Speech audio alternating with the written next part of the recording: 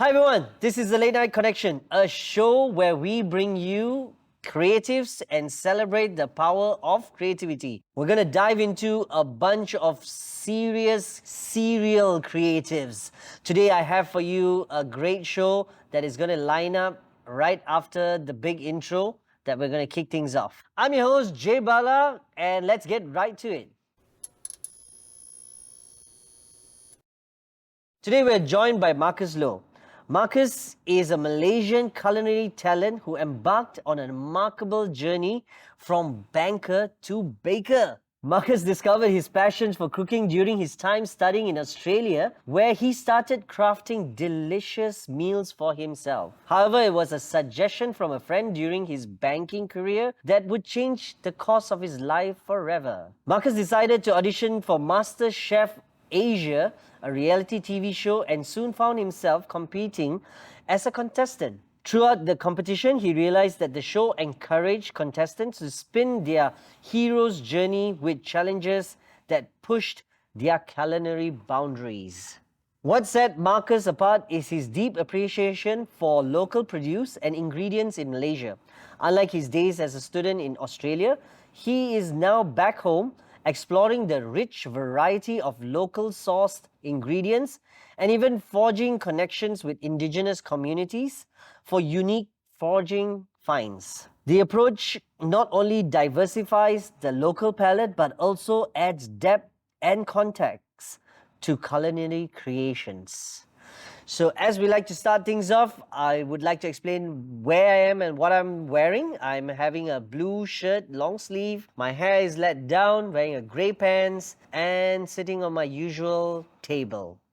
And Marcus, maybe you can explain about yourself, what you're wearing, and kick it off. Okay, cool. So yes, my name is Marcus Lau. I am wearing a blue floral shirt that's classic to my look. I think everybody knows that these days. Aha. Brown boots, and I've got short hair with glasses. And a fun fact, okay, this is a shout out to my close buddies. I'm actually involved quite heavily within the Pokemon TCG community. So I do play the Pokemon cards, not competitively, but my close friends are top players. So I see them, Whoa. in top competitions quite often. All right, so maybe we could have some of your friends over for like a discussion about Pokemon. Yeah, discussion and or play the Pokemon. Exactly. Were you once running around collecting cards? Were there any serious injuries or anything like that? I wouldn't say serious injuries, but some friends were lost in this process. All right, we're glad that you didn't get lost with your floral shirt. At least you were found. And thank you for joining us today. My pleasure. Right, so Marcus, I like the term when I was reading your bio. It says banker to baker, right? How did that change happen? So basically what happened was I was working in a bank one day and I had a friend, shout out to Amy. Amy. She swung by to my place and said, hey, there's an audition for this MasterChef thing. Give it a swing. And I did. I think this is a really fun fact. I think I got through to the second audition and I thought I was done because it was a pretty rough audition. It didn't really go very smooth. And I thought, you know what? I think I blew my chances. All right. And I was wrong. They called me up for the third audition and that's pretty much the end of it. Once I got to the third audition, I pretty much wowed the so-called team. Right. And then I got on the show. And since the show has been on air, people, tend to associate me more to this whole baking thing, less of the banking thing. So now you're kind of like a celebrity chef in a way, In a way, without yeah. knowing. Yeah. Yeah, and so I guess your friend telling you to just get into cooking she must have tried your food, or is it something like you always like knew like you had a passion in? What was that like? I think it was fairly simple from the start. When I was working in a bank, yeah, I would occasionally make cakes for like the office team. So whenever we have like, just makan together, they're like, Right. hey, Marcus, I heard you like baking cakes. How about you bake the cake for the whole team? And I did. This also started when I was sort of like on my journey towards being the whole banker dude. Yeah. Yeah. And I found that, hey, you know what? I'm not too bad at cooking whatsoever. Yeah, I mean, baking is definitely like a skill set, and every area of like understanding how to like even it's kind of like sciencey even in that Mhm, sense. What was something like, why got you into like baking itself? Instead of just doing like the conventional cooking, like gas stove and stuff. Okay. Why did you get into baking maybe? I think the story is a two-tier story or a twofold story. Right. Started off when I had this meal in a classic nonna Italian place. Ooh. They screwed up one of my dishes, so I was pretty. I wouldn't say I was upset. I was like, oh, I'm kind of in a hurry. I've got to go. Uh-huh. And this chef told me like, no, no, no, sir, I messed up the order, so this dessert will be Wow. on me. Wow. And at that point, I thought, yeah, the dish was great. I mean, this restaurant, right? It's nice. But I had this dessert and it just blew my mind instantly. Like classic tiramisu, really, really good.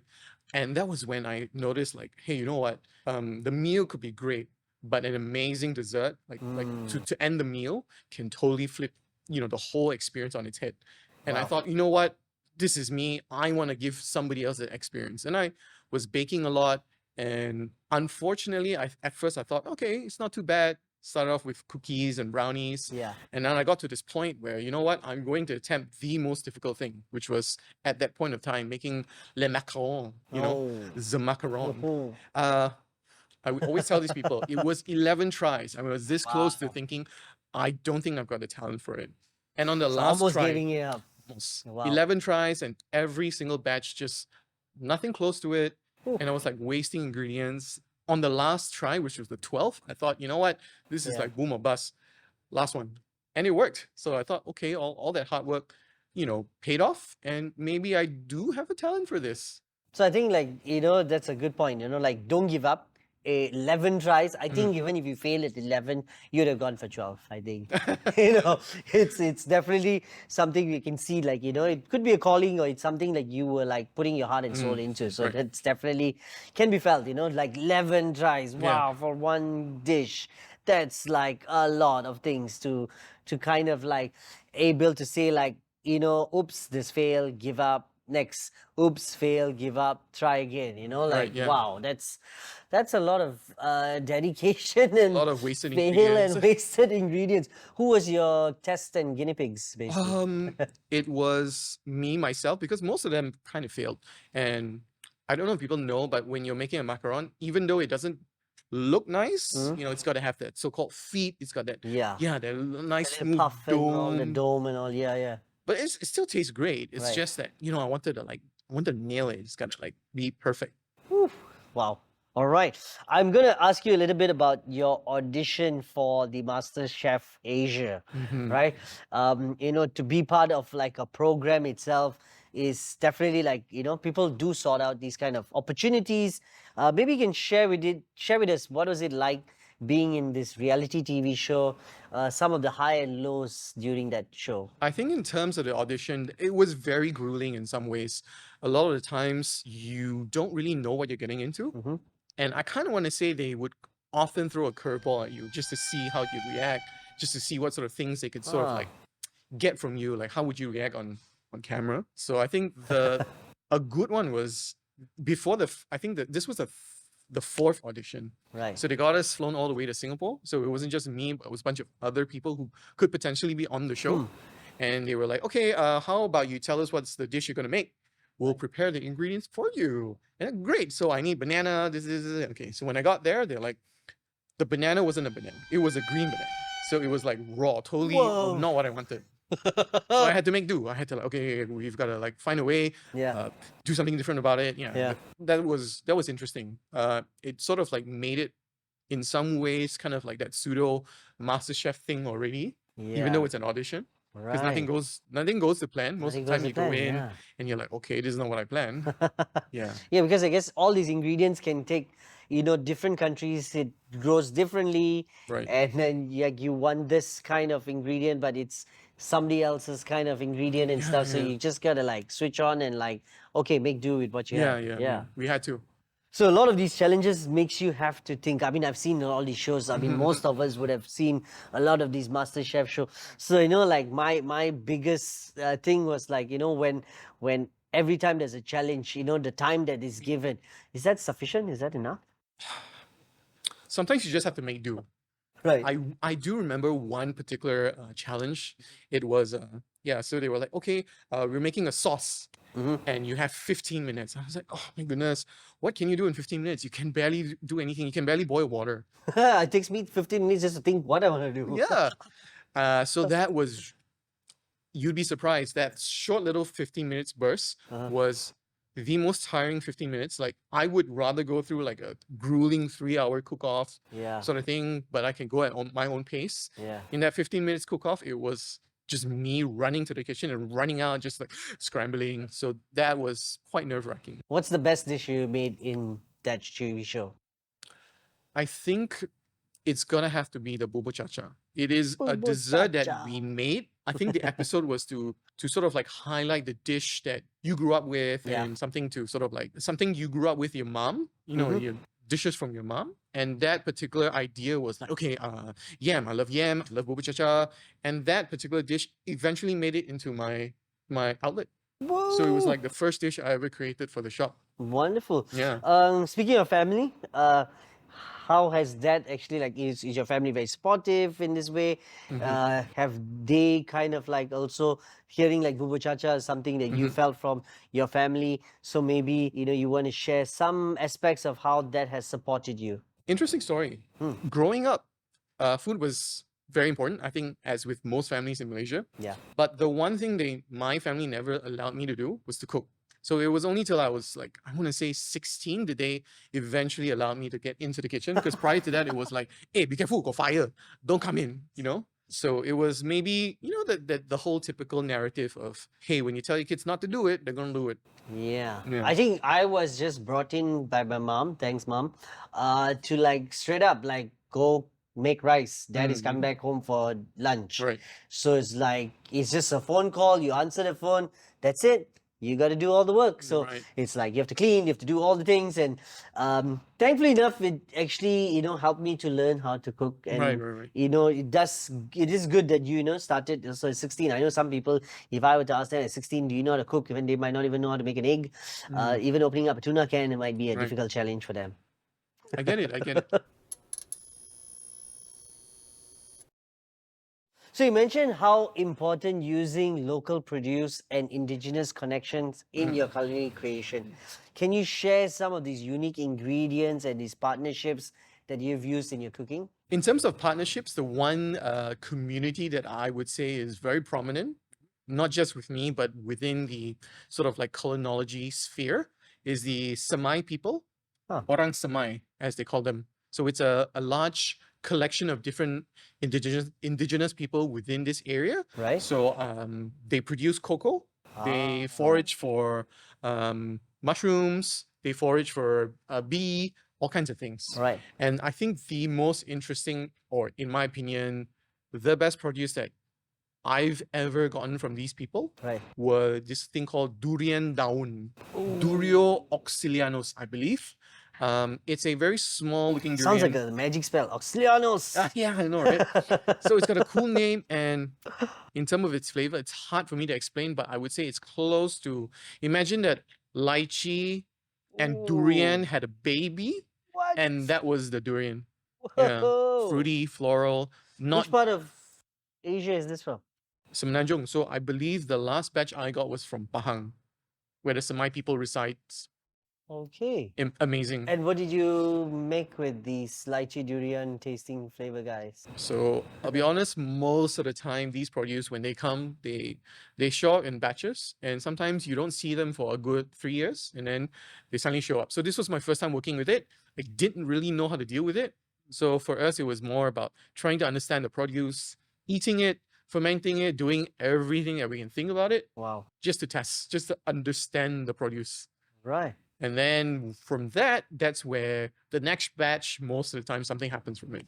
We haven't had a batch since 2019, I believe. Ooh. Yeah. Okay. So there's a lot of experimenting going on. And I guess, yeah, you want that constant flow, and, these kind of ingredients does take time. You need to like really look out for it. Yep. What kind of ingredients, or where do you source these amazing stuff that you need? It's a collective. Sometimes we get people who work with the indigenous. Sometimes it's people who work within the area and just so happen to know the indigenous people. Right. Yeah, so it's a mix, and I'm absolutely thankful that these people are around because I don't know where to find them. Yeah. So is it like your connections? Do you have to go out, or like what do you do? You have to pick up phone, you have to like get down, head out to the jungle. How does that process take? That's a very good question. I think we are in the midst of trying to find these connections, and that's what my team and I has been trying to champion, like to not just get our names out there, but to also provide that sort of like connections between the indigenous people to the so-called middlemen, to the chefs and the restaurants. Right. Yeah, so it's something that we're working on. Okay. I kind of want to say I'm not the only one doing this, but we've had a collective or a collection of chefs who are very interested in using this produce. And Nice. I've been like, just hey, if you, I know a guy, and then I'll tell him I know a guy, and we'll put them together. Put them together that way. So I worked in this project with BGBG under this Yasan Hasana Accelerator program, where we actually were giving funds and also kind of like testing out ideas in Perak. So in Perak, we have Nice. like a few of these projects, Okay. which I might be able to hook you up with some people there, That would be which is amazing. quite cool. And this lady, her name is Man, and she was bringing us all these fresh ingredients, and she's all about like going and trying to make this into fine dining experiences. There's a few of them that we met. Maybe we could share connections. That'll be Like, why great. not? And the best part is I get to eat them all, right? Right? Yes. Yes. Don't forget me. Yes. But yeah, I mean, so if just to ask a bit, about your cafe that you kind of started off, or maybe before we go into that, I wanted to ask you something else. What drew you to desserts, actually? I think what drew me to desserts was the fact that you could change the whole landscape of how the meal was. Right, It's the last dish of the whole meal. right. And sometimes it's a combination of the fact that you could really wow your guests, and that's the last thing they taste. And at the same time, So like what you said earlier, yes, what I said you earlier. failed everything else, it's okay. The last thing will just keep them like yum. Yum, exactly. And I think from a business perspective, I was always taught by my old mentor back in Australia that when it comes to running a business, a cafe or a dessert establishment has always much lower overheads compared to a restaurant. So Okay. in some ways, I've always been more, inclined to do that because, when I think costs, I think, lower costs, better for us, Yeah. better margins. Okay, yeah, and that's one of your reasons, one of many reasons, I assume.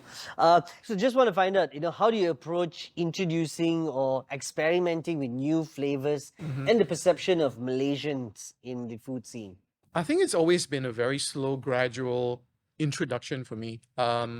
I believe a lot of the other restaurants have been has been championing this sort of like local cuisine thing, especially like Dewakan, Akar.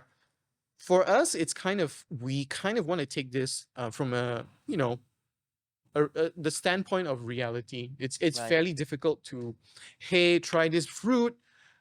You don't know what it is, but I can assure you it tastes good. So we are doing more of a, hey, we're doing classic French cakes, but with a twist. I'm just gonna change one particular ingredient in there, remove it, put something local inside. Yeah, and I think Malaysians, we love food, like we kind of pride ourselves, like we have all Asian foods, Western, Middle East, all the countries yeah. just blended into one. So I think, yeah, as long as it tastes okay, the spice is there or the sweet is there, that flavor, distinguished flavors are there, they're pretty all right to explore and Yeah, experiment. I kind of want to say I think our whole motive is like, hey, look, there's an ingredient, there's an interesting ingredient there, but there is that familiarity. So you kind of know that, hey, I'm kind of used to this flavor, but there's Yeah. that extra little je ne sais quoi inside that's just giving me something different. Can I ask you a little bit about, you're transitioning from an e-baker to a physical store, right? What are some of the insights, challenges, and your journey in running this business? I think as an e-baker, the biggest sort of like takeaway was that, your costs are very low. It's great. It's great. But I think by the 6th month of running this whole home baker thing, we got to a point where I'm taking this job not as seriously as I'd like to. So like when you're at home, right, you're in that mood to like, hey, you know what? Maybe I can take a nap and then Yeah. continue work. Versus like when we had our establishment, it felt very professional. So everything felt like there was a clear distinction between what work is and what the home is. Yeah. Yeah, that Yeah. was our biggest issue. I That's think. true. I mean, PGPG, just to give you some background, we started in a house. We all stayed in the Nice. house and worked in the house together. Mhm. But yeah, you know, the professionalism, bringing your clients to your house, hey, this is where we do it. They're like, oh, what's this? You know, Right. that seriousness, like you're saying. And also for growth, you know, in that sense, you want to, you know, set yourself for growth and you need something where it's a professional setting in that way. I agree. So definitely see that, you know, a physical store can give you that leverage in a sense. With the relocation of your dessert bar to Bandar Manjalara, Kuala Lumpur, what can diners expect from your new dining experiences and how do you envision it evolving? I want to say the biggest change is the fact that we are moving from a 44-seater like retail space, I want to say, to something a little bit more cozy. So it's now down to about 18. Right. So we're a lot more about serving you know, an enjoyable meal without having to sort of worry like, can I turn over this table? And it's also a production space. You know, this new space is more of a production space, come experimental kitchen sort of thing. Yeah. And people can swing by to get, you know, a good mix of the, you know, interesting baked goods that we have. Yeah, I like the fact that, you know, a lot of people want more space, you know, more customers they can serve. But, you know, your concept, you're trying to like scale it down, give them that even more, you know, personalized Yes. experience and, you know, thinking on that side of things. That's really nice. Can you tell us a little bit, because, you know, maybe we all are just listening and we want to know what's the look and feel, what's the color, what's the feel of the whole space? Could you give us some walkthrough a bit? Absolutely. Yeah. So it's going to be more of that brown tone. We're going to lean more towards that sort of baked goods, bakery sort of element. And that's why we went with the blacks, the browns, a little bit more cozy of a feel, a little bit more French, modern-ish cafe kind of feel. Yeah, no, that's it. And yeah, and we want to make it a little bit more intimate. Less of the, you know, like more noise means better sort of thing. It's more like it's about the food. It's about feeling relaxed in this space. Awesome. Can you tell me how I know you've been involved in both cooking and baking, right? How does these two aspects of the craft complement each other? And do you have a preference between the two? I'm always going to be a little bit more biased towards baking because, you know, it's my bread and butter. No pun intended. But it's also something that I'm more comfortable with. Yeah. So I have a rule of thumb that I always apply to myself. If I'm going to work in any capacity, be it an event or a pop-up, the dish that I'm proposing to make better be so easy that I can do it without a hand and a leg involved. Wow. Yeah, so it's something that, like, you know, yeah, sure, by all means, I can make a really good pasta. Yeah. But could I make it good consistently every day, batch by batch? So it's not something I'm comfortable with. And I would say that's why I've been more inclined to make baked goods myself. Right. But I would say what's good about baking that can complement like just cooking in general is precision. So a very common thing that we do when it comes to like cooking, we will dabble into a little bit more cooking in our new establishment. Right. And what's really good about baking is, like, for example, when we cooked you know, pasta, for example, I would tell the team 1% salt. So the net weight of that the food has to be at least 1% salt. If it's going to be 100 grams of pasta, there's going to be 1 gram of salt. And that's Precision. how precision. And it's good. It's worked out for us. And for people who are baking, I think it's something that you could look into. It helps. Now, I also prefer baking, less washing, less splatter. Put in the oven, let it do its magic, poke it at times if we need to, and voila. Yeah. You know, so yes, if those of you have not tried cooking or haven't invested in an oven, go get one, right?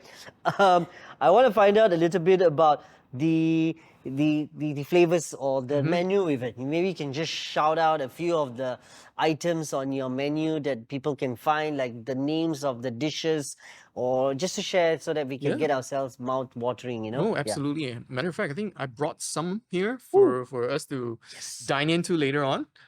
So some of the things that we've been experimenting and will eventually make it to the menu. Uh-huh. We have this. The one that I'm really excited about is an udang galah. It's an udang galah floss, if you may. Ooh. So I've been lucky enough to have my hands on udang galah Right. foraged by the orang asli of Pahang. Uh-huh. Amazing, just some of the best crustaceans I've had, like Wow. period. Wow. Compared to like something like, I don't know, like it's very common like in Australia, like, oh wow, fresh langoustine today. This udang galah beats it any day. Yes. Yeah, All so- right. So we're gonna get tasted. Some what else? What are the Our chocolate calamansi, which is also like a classic cake that we sell at our establishment, that is going to stick around. Another thing that we're doing were a lot more baked goods. So bagels, we've got like a smoked sort of fish pate that goes with it. Yeah. All right, mouth watering started. Very good.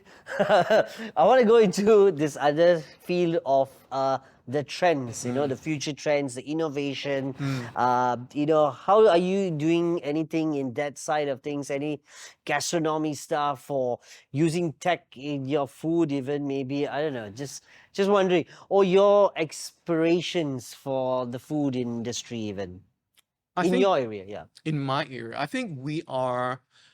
Okay, I wouldn't say I'm the first one to sort of champion this thing, but within the whole cafe come bakery sphere, Yeah. we are trying to champion like local, like really, really use local produce. Not 100%, Yeah. but a good amount to sort of like introduce people to it, get people to know what it is. For example, one of our favorites fruits to use, which is fairly, I wouldn't say fairly common, but you do see it every once in a while, Yeah. is a fruit called button mangosteen or buah cepu or buah chapu. It's an Yeah. orange colored fruit.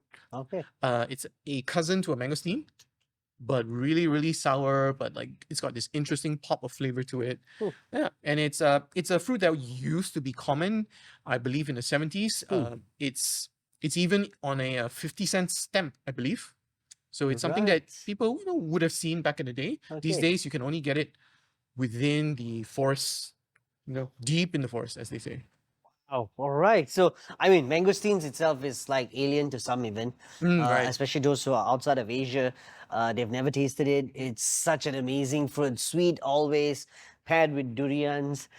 Now we have a cousin that we have to go and find out for, and maybe you should stop by the cafe to get some of these flavors in your mouth, all right? Before we go into the whole game challenge or the fun fact and place where we have our rapid fire and all these fun activities, I just want to end with last questions.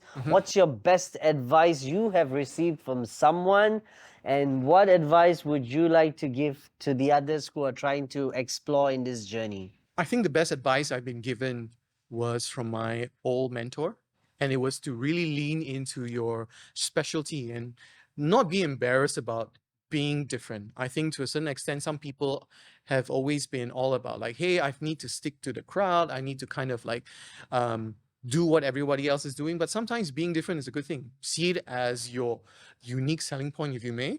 Yes, and let yourself shine. All right, thank you so much for those answers that you gave us. We are going to jump into our game round.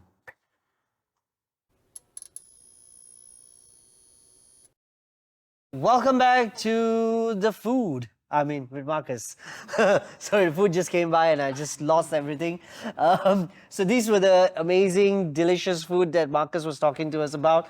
And you have some visuals on this. Those of you listening, maybe Marcus will be explaining it to us. Not maybe, but he will be explaining it to us, what they are and what they look like.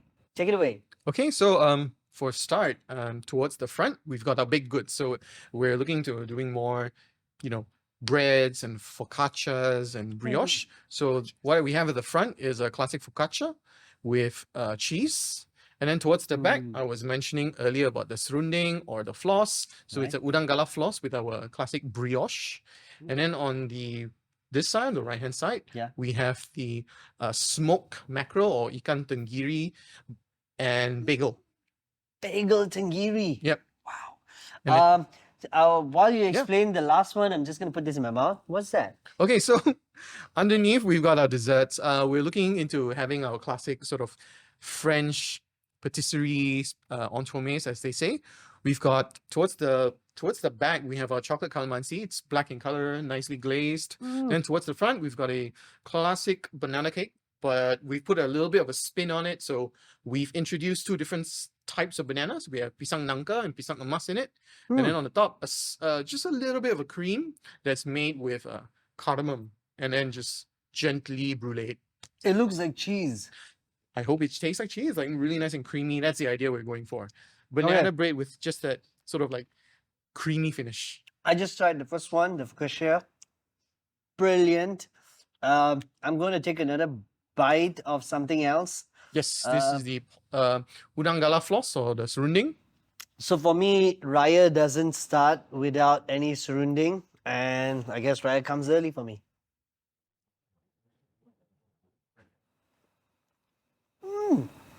You know, sweetness is all right. Yeah, just a hint of sweetness.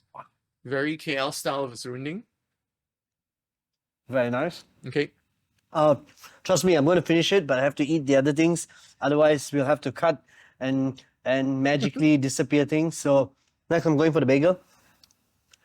Good luck.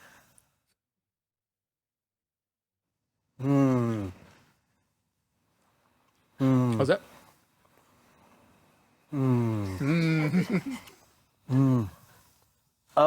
Wow.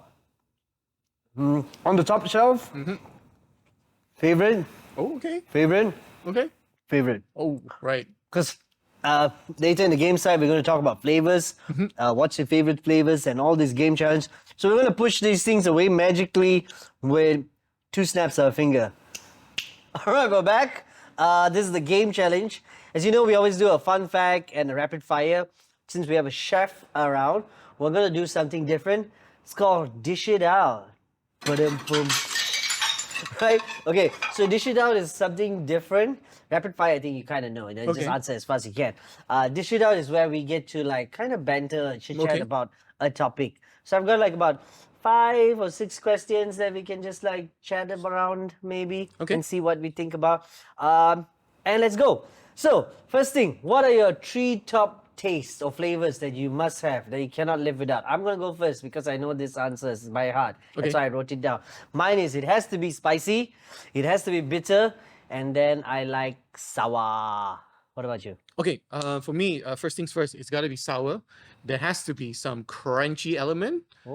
And I would say the last one, it's got a little bit of that crisp element as well. So the difference between crunchy is like tempura, crisp is like But pickles. flavor, taste-wise. So I'm looking like bitter, sour, sweet, spicy, Yeah, you could say so. Like for me, textures are very important part of flavor. Without texture, no flavor.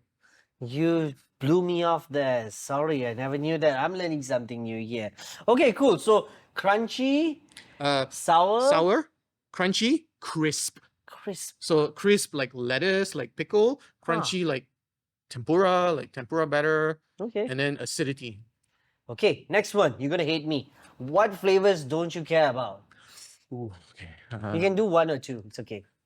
I think the flavors that I don't care about most of the time, if I have to put my finger on it, smoky flavors. Smoky. Yes. Oh, smoking is bad for you. So, but yeah, smoking. I know what you mean. Like smoking the food. Like For me, it's sweet. Oh, I'm not a sweet too. That's why the surrounding one is because it was sweet. It went 3rd place. But banana cakes, some cakes, yes, I do like them. But yeah, I guess everybody has their likes and dislikes. It's okay, free will. What are your pet peeves when cooking? holding a knife incorrectly. Ooh, I need a knife. Didn't happen, but it's okay. So what's the usual bad holding style that you see? Like The wrong. ones you see is like when you slice something and you're holding like for example, you're holding an onion, you don't hold it, you don't grip it this way, and they sort of grip it this way. Yeah, knuckles in like Yeah, that, knuckles right? in. Yeah. Another one is like when they go around with a knife, holding it upwards or holding it forwards and not, downwards by the side. Yeah. Okay, good one. Mine is messy. Okay. I can't hate mess. Hate mess. Like wash up, clean up. Like if there's a rice there, one rice, I know that rice is there. I'll pick you up and throw it. Okay. What are your thoughts about microwave? I'm okay with microwave. Oh, okay. Microwave is good. We use it in the commercial kitchen Yeah. where we make a lot of chocolates actually with Oh, microwave. It's okay. a go-to thing. My mom does that also. She puts chocolate, melts it, and with butter and spreads it around and stuff like Yeah. that. Okay. I used to hate microwaves at one point of my life. I made sure everything has to be tossed back in the stove and heated up, but yeah, it's too easy and just helps. So yeah, I'm good with microwaves too. What about air fryers? I am probably the biggest hater of air fryer out there. Oh, I tell people all the time that it is Why? not a useful tool. It is basically a glorified oven. Oh, ovens. Marcus got a thing for you. Air fryers. I use air fryers. I like it because it's just fast, easy, less cleaning as always. Like I said just now, it just works. Yep, It's I nice get to it. have and stuff. Yeah, good to know. What do you think about induction versus gas stove? I think I'm biased. As a pastry chef, the last thing we want to see is like hot fire. And we have unlike most other cooks, Yeah. we do not have asbestos hands. So we're like putri lilin, so to speak, like hot, kind of thing. Yeah. So induction is my go-to. Okay, induction is a go-to. I like fire. I need to see flame. it. I need to visualize the fire and Yeah, I get it. stir fry Yeah, it yeah. and stuff. Yeah. So, okay. What do you think about? What are your thoughts about food tech? I'm a big I would say I'm a big supporter of food tech. Anything that helps, us get to our finish line as fast as we can. Yeah. Yeah, I'm waiting for been seeing 3D printing your food and stuff like that. Yes, 3D printing It's food. crazy. I mean, the easy one you see is nowadays like barista stuff that you can even 3D print and stuff. Yeah, yeah. But you can learn those things. But yeah, future tech, food. Wow. Maybe you might eat a pill and it might be a burger or something like that. I don't know. But that's good. All right, that's the end of Dish It Out. We're going to go to the next part, which is rapid fire. Oh, it's all about food, fire, rapid. Yeah. You gotta cook. Okay. So this one is all you. Okay. All right. Got about a few questions here, more than 10, maybe. We'll see. We'll suss it out together. What's the first thing you ever cooked? An omelette. What's the last thing you cooked? Today, yesterday. A banana cake. Okay. Rank it. Barbecuing, using an oven, or stove? Oven. First, second? First, using a stove, and then barbecue last. Okay. My favorite chef celebrity is. Ooh, that's a tough one. Celebrity chef. Can be international. It can be international. Anywhere. If it's a celebrity chef, I would probably have to say maybe Chef One. Oh, nice. Okay. Is there something you do not use in your cooking? Ingredients or Ingredient, style, I don't know, anything. Anything you can tell. Ooh, this one's a tough one. If I had to guess, okay, if it's a tool, it's either an air fryer or a bread maker.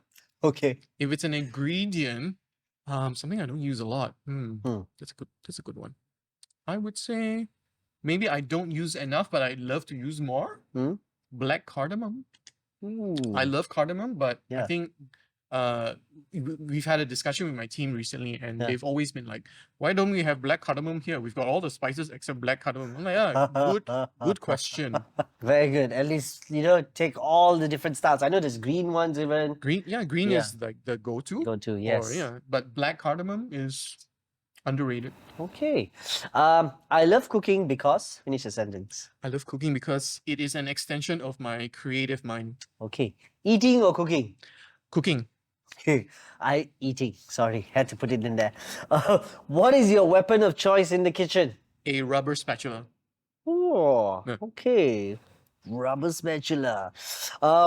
To MSG or not to MSG? I'm okay with MSG. I think a really fun sort of tip is Uh-huh. that to a pastry chef, MSG is MSG. Mhm. Our MSG is citric acid.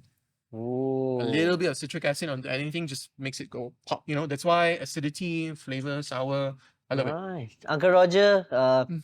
citric acid, another MSG. Good for you. All right. What is something you always love to cook? Scrambled eggs. Oh, Mm. okay. What's something you love to eat? What do I love to eat? I think a really good brownie and or a really good banana cake. Yeah, I love banana cake. Even Mm. the cheap banana cakes, oh, Cheap. so Yeah, it good. doesn't matter. Yeah. If not a chef, what would you be? Banker. All right. And Dad, what do you think about food critics? Sorry. Food critics. Last one. Ooh. I think the Malaysian food critics are absolutely wonderful people. They're good. Can't say the same for the ones overseas because sometimes they tend to want to have that sort of like mean streak, if you may. Right. Yeah, just for the sake of it. Yeah, we Asians are a bit nicer. Even though we don't like, we're like quite like, yeah, this sounds nice, but that sounds good. You know, they like a Agree. bit more, nicer in Yeah, that sense, you correct. know. Yeah, that's it. That was rapid fire round. Woohoo! You get something, a little token that flashes right in front of me. It's a little tote bag. Just to say Nice. thank you. Thank you. Hopefully it helps you in your shopping. Absolutely. And would like you to, share a few things about, your socials. Where can we find you? Any cool events that you're at that we should hang out at where you'll be? So we would be at number 26, Jalan Medan Putra 4. And that would be most likely when you're hearing this already operating. Yes. Yes, so it's kind of like near Manjalara, near Desapak City, 5 minutes away. Oh. And you could find us on MadHatter Desserts or MadHatter_Desserts. That's our IG. And we're most of the time on IG, to be honest. Okay, and Yeah. your IG name is? MadHatter Desserts. MadHatter Desserts. All right. Thank you, everybody, for joining us at this session of the Late Night Connections. We're going to bring you much more creatives. Well, thank you so much, Marcus, for joining us. My pleasure. Awesome having you here. And I'm going to jump into the food. Bye, guys. Yum, yum, yum, yum, yum, yum.